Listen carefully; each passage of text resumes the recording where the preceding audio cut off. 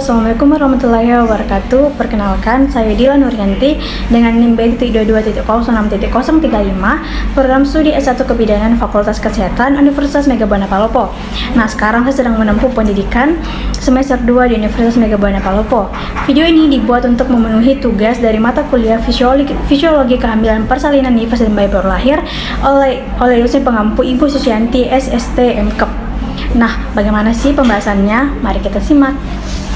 Adaptasi sistem kardiovaskular. Sistem kardiovaskular merupakan suatu sistem yang secara umum berperan mengedarkan darah ke seluruh tubuh, sekaligus membawa oksigen dan zat gizi ke seluruh jaringan tubuh, serta mengangkut semua zat-zat buangan.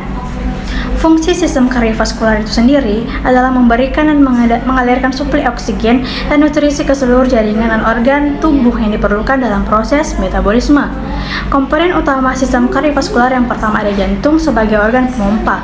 Jantung merupakan suatu organ otot berongga yang terletak di pusat dada. Jantung adalah yang menyediakan oksigen ke seluruh tubuh dan membersihkan tubuh dari hasil metabolisme. Komponen utama sistem kardiovaskular yang kedua itu adalah komponen darah sebagai pembawa materi oksigen dan nutrisi. Darah manusia adalah cairan di dalam tubuh yang berfungsi untuk mengangkut oksigen yang diperlukan oleh sel-sel di seluruh tubuh. Darah juga menyuplai jaringan tubuh dengan nutrisi, mengangkut zat metabolisme, dan mengandung berbagai bahan penyusun sistem imun yang bertujuan untuk mempertahankan tubuh dari serangan berbagai penyakit. Nah, yang saluran darah itu yang pertama ada arteri, pembuluh darah, dan vena atau pembuluh balik yang membawa darah menuju ke jantung. Apa saja sih perubahan sistem kardiovaskular dalam kehamilan? Yang pertama itu ada perubahan hemodinamik. Pada wanita hamil akan terjadi perubahan hemodinamik karena peningkatan volume darah sebesar 30-50% yang dimulai sejak trimester pertama dan mencapai puncaknya pada usia kehamilan 32 sampai dengan 34 minggu dan menetap sampai ke term. Peningkatan volume plasma 30-50% relatif lebih besar dibanding peningkatan sel darah, yaitu 20-30%, mengakibatkan terjadinya hemodilusi dan menurunnya konsentrasi pada hemoglobin. Kedua, distribusi aliran darah. Aliran darah pada wanita hamil atau pada ibu hamil tidak sepenuhnya diketahui. Distribusi aliran darah dipengaruhi oleh resistensi vaskuler lokal. Renal blood flow meningkat sekitar 30% pada trimester pertama dan menetap. Jadi meningkat 30% pada trimester pertama dan juga menetap atau sedikit menurun sampai melahirkan. Aliran darah ke kulit meningkat 40-50% yang berfungsi untuk menghilangkan panas pada ibu.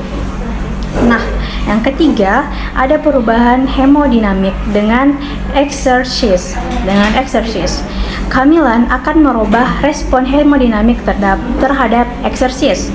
Pada wanita hamil, derajat eksersis yang diberikan pada posisi duduk menyebabkan peningkatan cardiac output yang lebih besar dibanding dengan wanita tanpa kehamilan.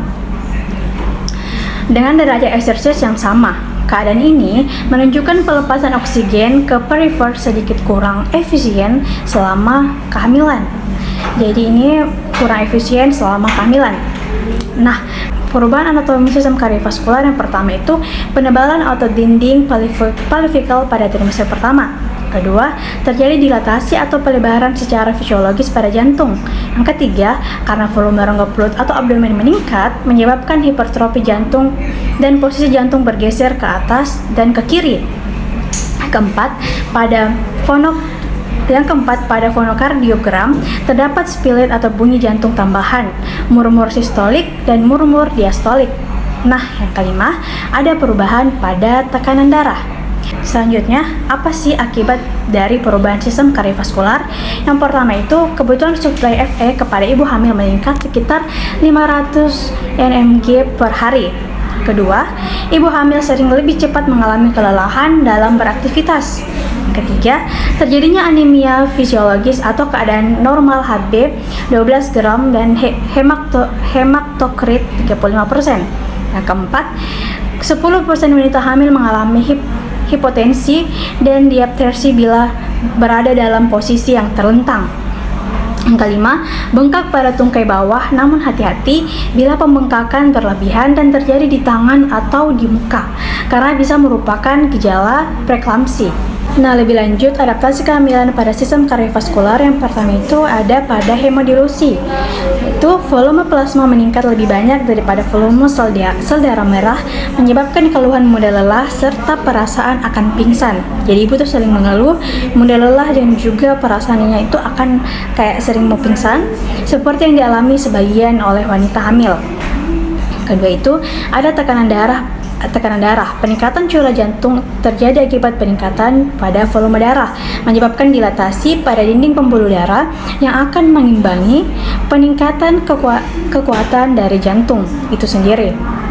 Nah, terus yang ketiga ada daya pembekuan darah. Daya pembekuan darah atau koagulabilitas. Daya pembekuan darah atau koagulabilitas mengalami peningkatan selama kehamilan. Ini menyebabkan terjadinya trombosis vena yang dapat mengakibatkan pendarahan, hebat pada saat melahirkan. Itu saja yang dapat saya sampaikan pada kesempatan kali ini. Kurang dan lebihnya mohon dimaafkan. Buat semangka di film 4, semoga video ini bermanfaat. Wabillahi taufiq wal hidayah. Wassalamualaikum warahmatullahi wabarakatuh. Dadah.